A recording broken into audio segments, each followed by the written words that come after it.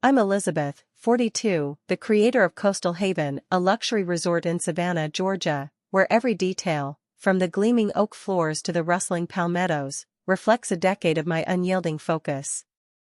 People call me the woman who catches every detail, and they might be right. I built this from a neglected lot, with no funds, no support, just a fire no one could douse. Now, Coastal Haven is my legacy, a testament to elegance and grit. But there's one place where I'm not the visionary, the house in Durham, North Carolina, where my mother, Margaret, and sister, Lydia, live. There, I'm just Elizabeth, always falling short. 6 months had passed since my last visit, not because my schedule was packed, but because I knew what lay behind that heavy oak door, judgment masquerading as affection. November in Durham carries the scent of damp leaves and chimney smoke, but as I stepped onto the creaking porch, my chest tightened with a familiar dread. Margaret opened the door, her smile bright but her eyes sharp, scanning my dark coat. "Elizabeth, always so somber," she said, her fingers grazing my sleeve as if to reshape me. I forced a nod. "Hi, Mom." Inside, my father, George, sat at the dining table, staring at his plate like it held life's answers. Lydia lounged on a plush sofa, auburn curls spilling over a cushion, phone in one hand, green juice in the other. "Oh, you're here," she said, her tone as light as a weather report. Her emerald dress glowed, a stark contrast to my simple blazer. I sat, the air thick with unspoken tension. The table was set with Mother's finest china, a signal of her serious talks. I should have known, this wasn't a reunion. It was a setup. The Durham house felt frozen, same beige walls, same faint lavender scent, same silence that pressed like a heavy fog. I stood on the porch, bag in hand, the autumn air sharp with pine and earth. 6 months away hadn't softened this place's weight. I rang the bell, and Margaret appeared, her smile quick but her eyes cool, like she was assessing my value. "Elizabeth, you made it," she said, her voice polished but distant. She leaned in, her perfume sharp, adjusting my scarf as if I were a work in progress. "Lighter shades would suit you, dear." I stepped inside, the living room pristine, every pillow angled perfectly. George sat at the table, fork poised over pot roast, his gaze fixed downward, offering no greeting. Lydia sprawled on the couch, her phone flashing as she took a selfie, her green dress catching the light like a beacon. "Wow, you actually came," she said, barely looking up. "Thought you were too busy ruling Savannah." Her words stung, small but sharp, like a flicked pebble. I sat, the chair creaking, trying to anchor myself. The table gleamed with Mother's heirloom china, used for holidays or moments meant to steer me. I should have seen the ambush coming. Dinner began quietly, Margaret noting the crisp fall air, George muttering about fuel costs. Lydia angled her phone, filming her plate, carefully keeping me out of the frame. The silence grew heavy, thick with expectation. Then Lydia set her glass down, her eyes gleaming with intent. "My 35th birthday's next week," she announced, her voice bold, like a stage performer. "I'm throwing a music festival party, Coachella vibes, Parisian flair. It's going to be epic." Her gaze locked on me. "It's about $85,000, but you've got it covered, right, Elizabeth?" My fork froze. Margaret tilted her head, her smile tight. "Lydia's put so much into this, dear. You've been given so much, sharing is gratitude." George kept eating, silent as stone. The words twisted in my chest. They didn't see me, they saw a checkbook. I set my fork down, the clink loud in the quiet. I should have left, but I stayed, hoping, foolishly, that this time they'd want me, not my money. The dining room felt like a stage, the chandelier casting a soft glow over Margaret's china, each plate a prop in a play I hadn't rehearsed. I sat across from Lydia, her green dress shimmering as she sipped wine, her phone buzzing with notifications. George carved his roast with precision, ignoring the room. Margaret, at the table's head, folded her napkin neatly, her smile a thin mask. "Lovely November weather," she said, as if small talk could hide the tension. I nodded, my throat tight, waiting for the real act. Lydia leaned forward, her glass clinking deliberately. So, my birthday, she said, her voice bright but edged. I'm planning a music festival vibe, flower crowns, live bands, Parisian night market feel. It's going to be unforgettable. Her eyes met mine, gleaming. Budget's around $85,000. You're covering it, right, Elizabeth? You don't spend on anything fun. The words hit like a slap, casual but cutting. I looked at Margaret, hoping for a defense, but she nodded. It's a special occasion, Elizabeth. You've built so much, this is just giving back. Giving back. The phrase burned. I'd spent a decade turning a derelict lot into coastal haven, surviving loans, storms, and their doubt. No one asked how I managed, how I stayed up nights balancing books or faced banks that scoffed at my plans. Now, giving back meant funding Lydia's extravagance. George didn't look up, his fork scraping. The silence choked me, broken only by Lydia's phone pinging. She filmed her dessert, angling me out of the frame. I should have walked away, but I stayed, clinging to a fading hope they'd see me as family, not a resource. I pushed my plate aside, the chicken untouched. I haven't agreed to anything, I said, my voice low but firm. Lydia rolled her eyes. Don't be dramatic. You've got the money, and I've got the vision.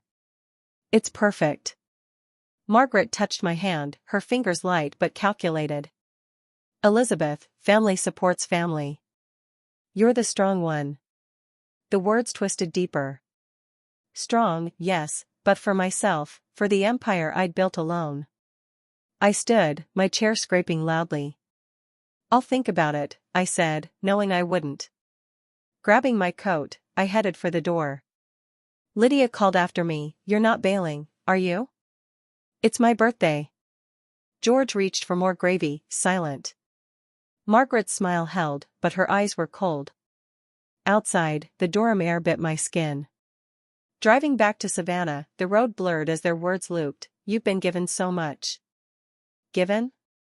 I'd fought for every brick of coastal haven, survived bankruptcies, and carried their dismissal.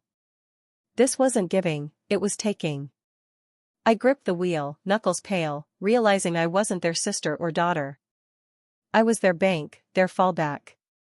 But not for long. The highway to Savannah stretched dark, the engine's hum my only companion.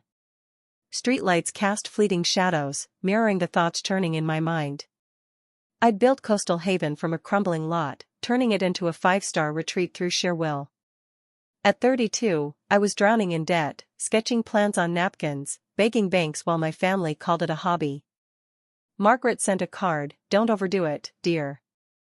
George said nothing. Lydia laughed, calling it my little project.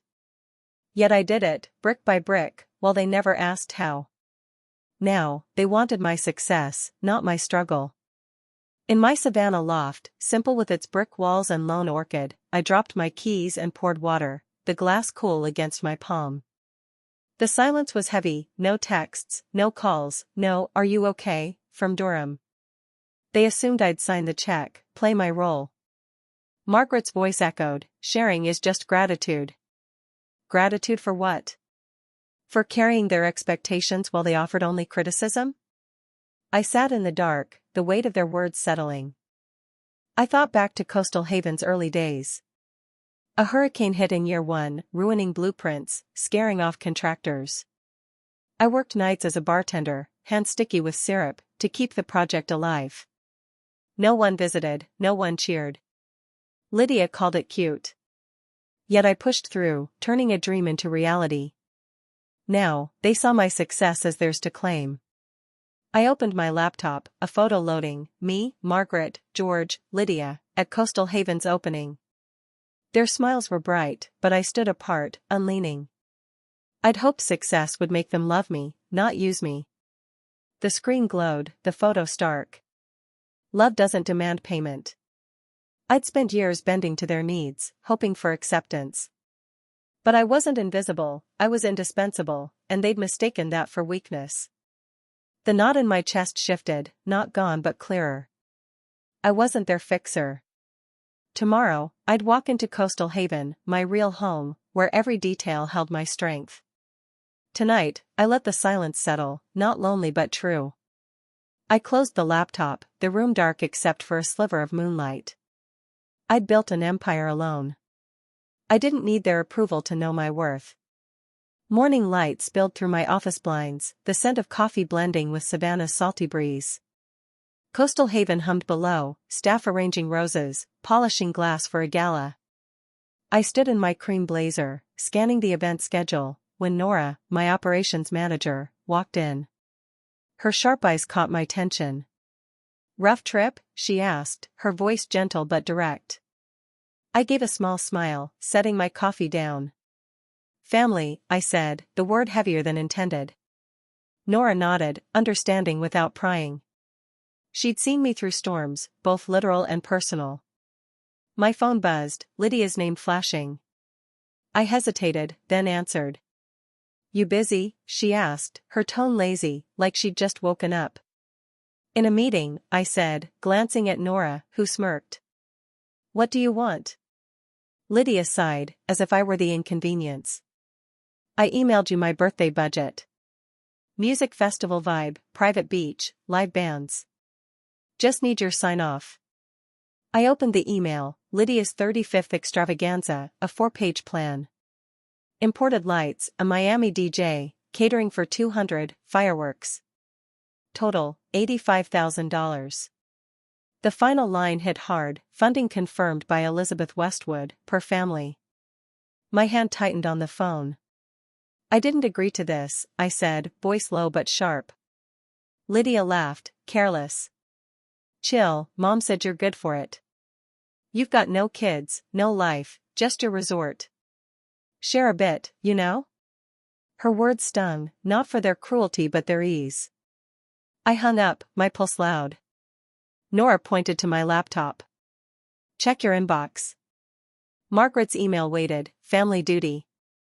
It was a masterclass in manipulation, praise for my success, thanks for my sacrifices, then, "Lydia needs this day, Elizabeth. It's what family does." I stared, the words blurring. They didn't ask if I wanted to help, didn't care about my life beyond my wallet. I was their solution, not their sister. "They think I'll just pay," I said, half to Nora. She crossed her arms. "They always have. What's your move?" I didn't answer yet. I opened a folder, Lydia, personal. I saved the email, the budget, every line. Not out of anger, but clarity. I'd bent to their demands too long, hoping for love. No more. I looked at Nora. "Set up a meeting with legal tomorrow. I need options." She nodded, a spark in her eyes. "Finally," she said, leaving me to the resort's hum. I leaned back, the chair creaking. Coastal Haven was my world, built from nothing. They saw it as theirs to borrow, but I saw it for what it was, proof I didn't need them to stand tall. The office was still, sunlight slicing through the blinds, warming my desk. I was sorting invoices when Nora rushed in, her face tight, holding her phone. "You need to see this," she said, voice low. She handed it over, and my heart sank. Lydia's Instagram, a video posted hours ago, showed my Savannah cottage, ivy on the walls, porch weathered but mine. Lydia's voice dripped with mockery, Elizabeth Westwood's secret lair. Resort queen, but living like a recluse in a noir film. Her laugh grated, joined by a man's, her boyfriend, I guessed. Comments piled up, "She's rich and lives there? That place is sad. Probably saving for Lydia's $85,000 party." My chest burned, not from strangers' words but from Lydia's betrayal. She'd driven by my home, filmed it, turned my sanctuary into a joke. I gave Nora the phone, my hand steady despite the anger rising. "You okay?" she asked, her eyes searching. I nodded, lying. This wasn't just a jab, it was my privacy, my choice to live simply, mocked for likes. I opened Lydia's Instagram. Her stories flaunted excess, dress fittings, party mood boards, a gold-dusted cake sample. All captioned as if I'd already paid. No texts, no asks, just assumptions. I clicked the video again, my cottage small but loved, now a spectacle. She didn't even ask, I said, voice tight. She never does, Nora replied, firm but kind. What's next? I opened my laptop, adding a subfolder to Lydia, personal, social media evidence. I saved the video, comments, stories. Each post was a thread of disrespect, and I was done ignoring it. She thinks I won't fight back, I told Nora. She's wrong. Nora's lips twitched. Good. How can I help? I typed a note to legal, review policies on unauthorized filming of private property. Draft a cease and desist. I didn't send it yet, but it felt like armor. My cottage wasn't grand, but it was mine, chosen for peace, not show. Lydia had turned that into amusement, but the joke was on her. I wasn't staying silent anymore. Morning light bathed Coastal Haven, its columns glowing against the savannah sky. I was sipping coffee in my office when Nora entered, her face grim, holding a tablet. East Wing footage, she said. You need to see it. I opened the feed, timestamped yesterday, 7 a.m. Lydia strode through the lobby, her red dress vivid, heels clicking on marble. A cameraman, stylist, and assistant followed, no clearance, no notice.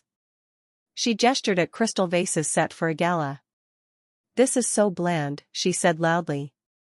My birthday needs bohemian flair, lanterns, not this bank vibe.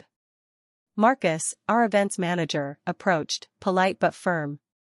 This space is booked, Ms. Westwood. Lydia waved him off. It's fine, this is my sister's resort. We're flexible. She turned to the cameraman, grinning. Film this for TikTok. Scouting my birthday venue at my sister's fancy hotel. She twirled, ignoring Marcus's strained expression. I paused the video, my jaw tight. No heads up, I said. Nora nodded. She rearranged decor, sampled gala desserts, no permission. Staff didn't know what to do. Another angle showed Lydia directing her crew to shift tables, her voice loud, perfect for my festival stage. She'd claimed my space as her set. I opened the unauthorized behavior folder, adding the footage to resort intrusion. Every frame was proof of her overreach. She thinks this is her playground, I said. Nora's eyes narrowed. What's the plan? I leaned back. Contact legal. Review policies on unauthorized access and filming.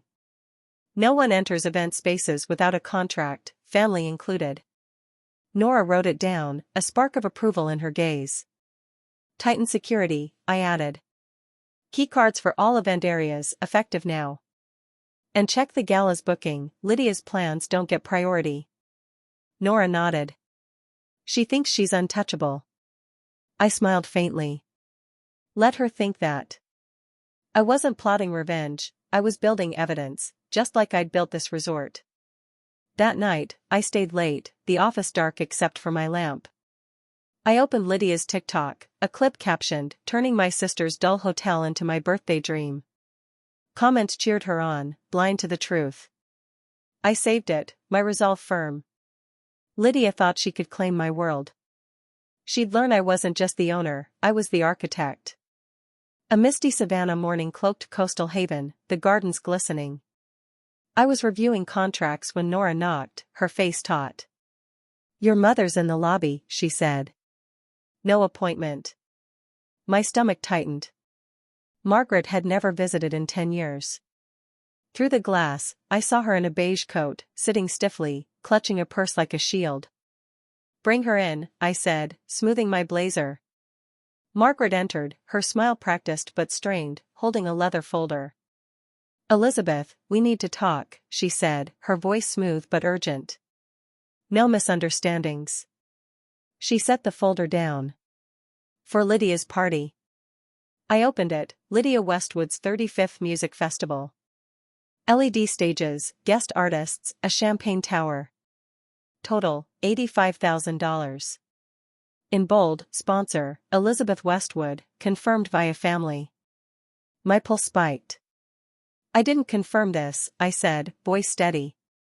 Margaret waved a hand. I spoke to the planners. You can afford it, and Lydia's counting on you. She pulled another document, from a law firm tied to Lydia's fiancé, Thomas Landon. It stated if Lydia defaulted, I'd cover all costs, including fees. You want me legally liable for an event I didn't plan? I asked, voice sharp. Margaret sighed. Don't be dramatic. Family helps family.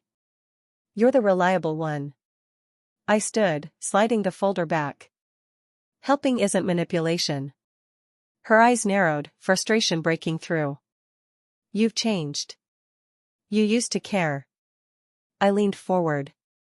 I cared enough to hope you'd see me, not my bank account. You trust my money, not me. Silence fell. Margaret stood, smoothing her coat. Reconsider. Lydia needs this. She left, the door clicking shut. Hours later, Lydia arrived, trailing Thomas and his parents, Evelyn and Richard Landon. She swept through the lobby in a sequined dress, sunglasses atop her head, chattering about floral arches. This place is perfect for my festival, she said. Evelyn, sharp-eyed, asked, who owns this? Lydia faltered. My sister, but I help with events. I descended the staircase, steps echoing. Welcome to Coastal Haven, I said, eyes on Lydia. I'm Elizabeth Westwood, owner and director. Thomas blinked, surprised. Evelyn smiled faintly. You built this? She asked. From nothing, I said. 3 years, 2 hurricanes, no shortcuts. Lydia shifted, uneasy. I didn't know you'd be here, she muttered. I don't need permission to be in my own resort, I replied, turning to Nora. Escort the Landons to the terrace for tea. I'll join shortly. As they left, Lydia grabbed my arm. What are you doing? She hissed. I leaned in, voice low. You're undermining yourself, Lydia. I don't need to help. Her face paled as I walked away. On the terrace, Evelyn sipped tea, her gaze warm. You command a room, she said. Not with wealth, but presence. I smiled, steady. I wasn't seeking approval, I was claiming it.